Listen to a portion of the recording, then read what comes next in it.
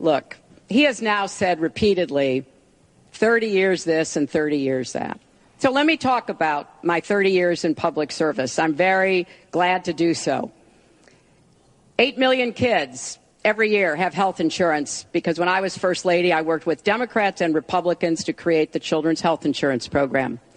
Hundreds of thousands of kids now have a chance to be adopted because I worked to change our adoption and foster care system. After 9/11, I went to work with Republican mayor, governor, and president to rebuild New York and to get health care for our first responders who were suffering because they had run toward danger and gotten sickened by it.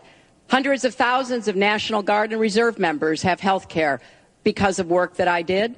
And children have safer medicines because I was able to pass a law that required the dosing to be more carefully done.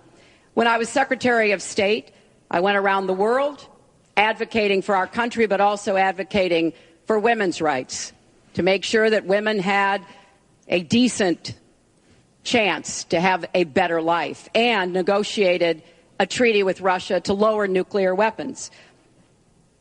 400 pieces of legislation have my name on it as a sponsor or co-sponsor when I was a senator for 8 years.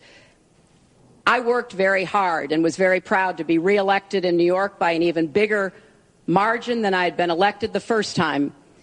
And as president, I will take that work, that bipartisan work, that finding common ground, because you have to be able to get along with people to get things done in Washington. Thank you, Secretary. And I've proven that I can. And for 30 years, I've produced results for people. Thank you, Secretary.